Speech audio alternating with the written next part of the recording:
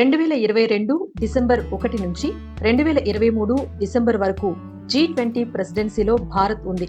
అసలు ఈ G20 ఏంటి? ఈ G20 దేశాల పవర్ ఎంత? G20 అధ్యక్ష బాధ్యతలు చేపట్టిన భారత్ UNO భద్రతా మండలికి ప్రత్యామ్నాయంగా G20ని నిలపగలుగుతుందా? G20 ద్వారా చైనాకు, పాకిస్తాన్కు బుద్ధి చెప్పే చర్యలకు ఉపక్రమిస్తుందా? ఓవరాల్ గా G20 ఇయర్ ముగిసేలోపు ప్రపంచ యవనికపై భారత్ ఒక బలవంతమైన శక్తిగా నిలవగలుగుతుందా? Let me explain.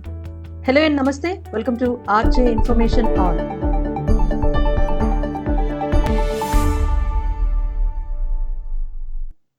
అది సెకండ్ వరల్డ్ వార్ అనంతర సమయం. 1997-99 కాలంలో ఏషియన్ ఫినాన్షియల్ క్రైసిస్ వచ్చిన కాలం అది. ఈ క్రైసిస్ ను ఓవర్కమ్ చేయడం కోసం గ్రూప్ 20 ఫామ్ అయింది. 1999లో G20 దేశాల మొదటి సమావేశం బెర్లిన్లో జరిగింది. తూర్పు ఆసియా ఆర్థిక లోటు ప్రపంచవ్యాప్తంగా ప్రభావం చూపించిన సమయం అది. అయితే ఈ సమావేశంలో గ్రూప్ 20 దేశాల financial ministers, central bank governors attend అయి డెసిషన్స్ తీసుకున్నారు. అయినా అప్పటి ఫినాన్షియల్ ఇష్యూస్ కంటిన్యూ అవుతూ వచ్చాయి. 2008లో మళ్లీ క్రైసిస్ వచ్చింది. ఇక లాభం లేదనుకుని ఈసారి నేరుగా ఆయా దేశాల అధ్యక్షులే హాజరై అప్పటికి దెబ్బతిన్న బ్యాంకింగ్ వ్యవస్థను సరిదిద్దటం, నిరుద్యోగం పెరగటంతో ప్రత్యామ్నాయ మార్గాలపై నిర్ణయం తీసుకోవటం, వివిధ ఆర్థిక అంశాలపై చర్చించటం చేశారు. ఇక అక్కడి నుంచి ప్రతి ఏడాది G20 సమావేశాలు జరపాలని నిర్ణయం తీసుకున్నారు. ఆర్థిక అంశాలతో పాటు వాతావరణ మార్పులు, గ్లోబల్ ఇష్యూస్ పైన చర్చించే దిశగా ముందుకు కదిలింది. ఇక్కడ మనం G20 దేశాల గురించి తెలుసుకోవాలి. ప్రపంచంలో అత్యధిక ఖండాల నుంచి G20లో ప్రాతినిధ్యం ఉంటుంది. ఏషియా నుంచి Bharat, China, Indonesia, Japan, South Korea, Saudi Arabia, Turkey. Europe నుంచి France, Germany, Italy, Russia and European Union. South America నుంచి అర్జెంటీనా, బ్రెజిల్. నార్త్ అమెరికా నుంచి USA, కెనడా, మెక్సికో. ఆఫ్రికా నుంచి సౌత్ ఆఫ్రికా. ఓషియానా నుంచి ఆస్ట్రేలియా సభ్య దేశాలుగా ఉన్నాయి. ఇందులో G4 దేశాలైన బ్రెజిల్, జర్మనీ, ఇండియా, జపాన్ ఉన్నాయి. అలాగే G7 దేశాలైన Canada, France, Germany, Italy, Japan, UK, USA కూడా ఉన్నాయి. ఇందులోనే UNO శాశ్వత సభ్య దేశాలైన America, Russia, Britain, China, France కూడా ఉన్నాయి. అంటే ఒక్క మాటలో చెప్పాలంటే G4, G7, UNOలో చర్చించే చాలా సమస్యలకు G20 కూడా వేదిక కావచ్చు. వరల్డ్ జీడిపిలో 85%, గ్లోబల్ ఇన్వెస్ట్మెంట్స్ లో 80%, గ్లోబల్ ట్రేడింగ్ లో 75% ఈ G20 దేశాల వల్లే సాధ్యం. అంత బలమైన కూటమి G20. UNOలోని 193 దేశాల్లో 3/2 జనాభా ఈ G20 దేశాల్లో ఉంది. ఇక్కడ మనం ఒక్కసారి UNO గురించి ప్రస్తావించాలి. అంతర్జాతీయ చట్టం, భద్రత, ఆర్థిక, సామాజిక అభివృద్ధి, మానవ హక్కులపై సమిష్టి కృషి చేసేందుకు ప్రపంచ దేశాలు ఏర్పాటు చేసుకున్న ఒక అంతర్జాతీయ సంస్థ UNO. ఫస్ట్ వరల్డ్ వార్ తర్వాత ఏర్పాటైన లీగ్ ఆఫ్ నేషన్స్ నానాజాతి సమితి సెకండ్ వరల్డ్ వార్ నివారించడంలో విఫలం కావడంతో దానికి ప్రత్యామ్నాయంగా 1945లో ఐక్యరాజ్య సమితి స్థాపించారు. ఇందులో 193 దేశాలు సభ్య దేశాలుగా ఉన్నాయి. ప్రధానమైన 6 అంగాలతో ఏర్పాటు చేశారు. సర్వ ప్రతినిధి సభలో మాత్రమే అన్ని సభ్య దేశాలకు ప్రవేశం. భద్రతా మండలిలో 15 దేశాలకు మాత్రమే సభ్యత్వం.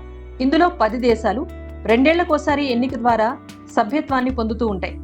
కానీ భద్రతా మండలిలో 5 శాశ్వత సభ్య దేశాలుగా ఉన్నాయి.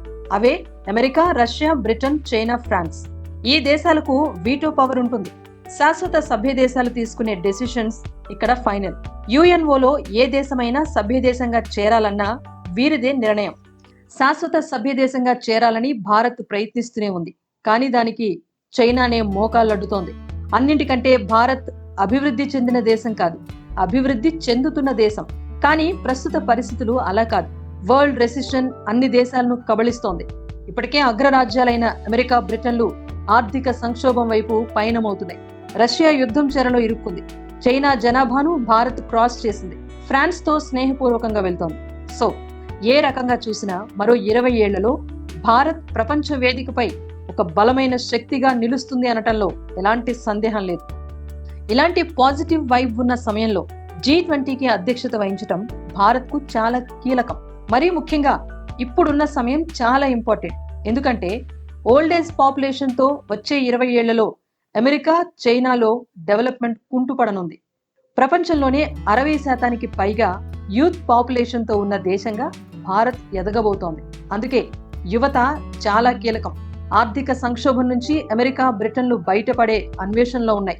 పాపులేషన్ డెవలప్మెంట్ చేసేందుకు చైనా ముప్పు తిప్పులు పడుతోంది. రష్యా యుక్రెయిన్ వార్ కొనసాగుతూనే ఉంది. ఇక ఈ యుద్ధం విషయంలో భారత్ ఒక మంచి హెల్దీ బ్రోకర్ రోల్ పోషించిందని చెప్పాలి. కరోనా మహమ్మారి విలయంలో ఆర్థికంగా చాలా దేశాలు నష్టపోయినా భారత్ నిలదొక్కునే ఉంది. అందుకే G20తో పాటు వచ్చే 20 ఏళ్లు భారత్కు అత్యంత కీలకం. భద్రతా మండలికి ప్రత్యామ్నాయంగా G20ని నిలిపే కృషి జరగాలి. ఎందుకంటే ఐక్యరాజ్య సమితిలో అన్ని దేశాలకు ఈక్వల్ ప్రయారిటీ ఉండదు. UN లో రిఫార్మ్స్ జరగాలి అంటే పర్మనెంట్ కంట్రీస్ 5 దేశాలు యాక్సెప్ట్ చేయాల్సి ఉంటుంది. బట్ G20లో అలా కాదు. G4, G7, P5 కంట్రీస్తో కలగలిపిన ఉమ్మడి కూటమి, బలమైన కూటమి ఈ G20. కనుక కేవలం ఆర్థిక పరాంశాలే కాకుండా climate, food security, terrorism, global investments, global trading, tourism ఇలా అన్ని అంశాలపైన సమావేశాలను ఏర్పాటు చేసి కొన్నింటికైనా పరిష్కారం చూపించాల్సి ఉంటుంది. మరీ ముఖ్యంగా కశ్మీర్ వివాదాస్పద ప్రాంతం ఐక్యరాజ్య సమితిలో పెండింగ్ లో ఉన్న అంశం అంటూ సాకు చెప్పి అటెండ్ కాని చైనాకు బుద్ధి చెప్పాలి. At the same time Pakistan తో కలిసి కశ్మీర్ ను ఆక్రమించాలని చైనా చేస్తున్న ప్రయత్నాలకు గట్టి సమాధానం చెప్పాలి. భూకంప సమయంలో చేసిన సాయాన్ని మరిచి చైనా మాటకు తోకాడిస్తున్న టర్కీకి గుబులు రేపాలి. అదే సమయంలో ఒక బలవంతుడితో పెట్టుకుంటే తన ఉనికే ప్రమాదం అన్న విషయాన్ని చైనా లాంటి కుటిల బుద్ధి ప్రదర్శించే దేశాలకు తెలియచేయాలి.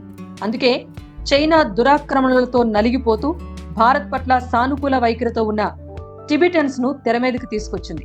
ఆర్టికల్ 370 రద్దుతో భారత్ కశ్మీర్ ప్రాంతాన్ని ఆక్రమించుకోవాలి అనుకుంటోంది అంటూ చైనా చేస్తున్న దుష్ప్రచారానికి చెక్ పెడుతూ టిబెట్ విషయంలో చైనా చేస్తున్న అరాచకాలను ప్రపంచం దృష్టికి తీసుకొచ్చింది. 70 దశాబ్దాల నుంచి స్వాతంత్రం కోరుతున్న టిబెట్ విషయంలో, అరుణాచల్ ప్రదేశ్ దురాక్రమణల విషయంలో చైనా కుటిల నీతిని ప్రపంచం ముందుంచే ప్రయత్నం చేసింది భారత్. పాకిస్తాన్ తో కలిసి కశ్మీర్ ను ఆక్రమించుకోవాలనే కుట్రలో భాగంగా చైనా చేసిన కశ్మీర్ వివాదం అంశాన్ని తిప్పికొట్టి దాన్ని టిబెట్ తో లింక్ చేసి చైనాకు స్ట్రాంగ్ వార్నింగ్ ఇచ్చింది. టిబెట్ లో టిబెట్ యూత్ కాంగ్రెస్ ఆధ్వర్యంలో ఏప్రిల్ 29 నుంచి టిబెట్ మ్యాటర్స్ మార్చ్ జరుగుతోంది. ఇది మే 23న ముగిసింది. సరిగ్గా G20 పర్యాటక సదస్సు శ్రీనగర్ లో ఇదే సమయంలో జరగటం విశేషం. జమ్మూ కాశ్మీర్లోని శ్రీనగర్ ఎంత సురక్షిత ప్రాంతమో ఇక్కడ పర్యాటకులకు పెట్టుబడుల రాక అవసరాన్ని తెలుపుతూ పాక్ చైనా గూబ గుయ్యమనేలా అత్యంత కట్టుదిట్టమైన రా, NIA, NSG, మిలిటరీ లాంటి గట్టి త్రివిధ దళాల నిఘాతో శ్రీనగర్లోని ధాల్ సరస్ సమీపంలో షేర్ ఏ కశ్మీర్ కన్వెన్షన్ హాల్లో ఏర్పాట్లు చేసింది. దీంతో కశ్మీర్ వివాదాస్పద ప్రాంతం కాదని చెబుతూ అటు టిబెట్ విషయంలో చైనా విలనిజాన్ని G20 దేశాల ముందుంచే విషయంలో భారత్ సక్సెస్ అయింది. భారత్ వికసిస్తోంది అంటూ G20 లోగోనే చెబుతోంది. ఇక one earth, one family, one future theme ఎంతగానో నాటుకుపోయింది. G20.org.com వెబ్సైట్ ద్వారా ఎప్పటికప్పుడు భారత్లో జరుగుతున్న సమావేశాలపై అప్డేట్ చేస్తోంది. ప్రపంచం మొత్తం ఈ ఏడాది భారత్లో జరుగుతున్న G20 శిఖరాగ్ర సదస్సుపై చర్చించుకునేలా చేస్తోంది. ఇప్పటికీ జమ్మూ కాశ్మీర్ శ్రీనగర్లో జరుగుతున్న సమావేశానికి హాజరై జమ్మూ కాశ్మీర్ భారత్లో అంతర్భాగమని పరోక్షంగా G20 దేశాలు ఆమోదం తెలిపినట్టే అన్న ప్రశ్నకు సమాధానమిస్తోంది. At the same time article 370 రద్దు తర్వాత జరుగుతున్న తొలి అంతర్జాతీయ సమావేశంపై ఉగ్ర కన్ను పడకుండా చేసి కశ్మీర్ ప్రజల్లో విశ్వాసాన్ని నింపింది. అటు భారత పార్లమెంట్ టిబెట్ అంశంపై చర్చ జరపాలన్న విజ్ఞప్తికి సానుకూలతను తెలిపింది. మరోవైపు ఇప్పటికే G7 సభ్య దేశాలతో భారత సఖ్యత పెంచుకుంటోంది. సభ్య దేశం కాకపోయినా అతిథిగా G7 సమావేశాల్లో భారత్ పాల్గొంది. మరీ ముఖ్యంగా జపాన్లో, పాపువా న్యూ గినియాలో, ఆస్ట్రేలియాలో 6 రోజుల పాటు పర్యటన చేస్తున్నారు ప్రధాని. ఈ టూర్ చైనా లక్ష్యంగా చేస్తున్నదే. అంతర్జాతీయ రాజకీయంలో కీలక మార్పులు, కొత్త పొత్తులు, వాణిజ్య దౌత్య సంబంధాల కోసం ప్రధాని మోదీ ప్రయత్నిస్తున్నారు. అధ్యక్ష స్థానంలో ఉన్న జపాన్ భారత్తో పాటు Australia, Brazil, Indonesia, South Korea, వియత్నాంలను అతిథులుగా ఆహ్వానించింది. అన్ని దేశాల ఏకైక శత్రువు చైనాయే కావటం ఇక్కడ మరో విశేషం. ఇదే చైనా వెన్నులో వణుకు పుట్టించింది. గ్లోబల్ పాలిటిక్స్ లో మంచి గుర్తింపు తెచ్చుకున్న మోదీ G7లో ఇంధన భద్రత, ఆహార భద్రత, రష్యా యుక్రెయిన్ యుద్ధంలో నిలిచిపోయిన సరఫరా వ్యవస్థను కొనసాగించే అంశాలపై భారత్ తరపున ప్రస్తావించనున్నారు. అణుదాడి విషయంలో రష్యాపై ఆంక్షలు కొనసాగుతున్న వేళ భారత్ వైఖరి తటస్థం. ఇప్పటికీ యుద్ధం విషయంలో శాంతి సందేశంతో భారత్ ముందుకు వెళ్తోంది. పాపువా న్యూగినియాలో జరిపిన ద్వైపాక్షిక చర్చలు, ఇండో పసిఫిక్ ప్రాంతంపై తనదే ఆధిపత్యమని రెచ్చిపోతున్న చైనాకు చెక్ పెట్టే దిశగా ఆస్ట్రేలియాలో జరిపిన పర్యటన చైనాకు గుబులు పుట్టిస్తోంది. G7 పర్యటన ముగించుకుని చైనాలో గుబులు కొనసాగిస్తూ చైనా చర్యలకు చెక్ పెట్టే దిశగా ముందుకు వెళుతోంది భారత్. అయితే ఈ మొత్తం పరిణామాల్లో prime minister Modi, minister of external affairs of India Jaishankar, national security adviser of India Ajit దోవల్ల పాత్ర త్రిముఖ వ్యూహం మౌనంతో రాసిన హెచ్చరిక లాంటిది. ఇంకా మిగిలి ఉన్న సమయాన్ని సద్వినియోగం చేసుకుని యునైటెడ్ నేషన్స్ సెక్యూరిటీ కౌన్సిల్ కు ప్రత్యామ్నాయంగా G20ని నిలిపే ప్రయత్నం జరపాలి. అది కూడా భారత్ వేదికగా సాగాలి. ఈ ఏడాది వసుదైక కుటుంబంలోని సమస్యల్లో కొన్నింటికైనా చెక్ పెట్టి వెల్ బ్యాలెన్స్డ్ గ్రూప్ గా G20ని నిలపటంలో భారత్ సక్సెస్ అవ్వాలి. ప్రపంచం భారత్ వైపు చూసేలా ఒక బలవంతమైన శక్తిగా ఎదగాలి. భవిష్యత్ మనదే అన్న భరోసా భారత్లో నింపే కర్తవ్యం ఇది.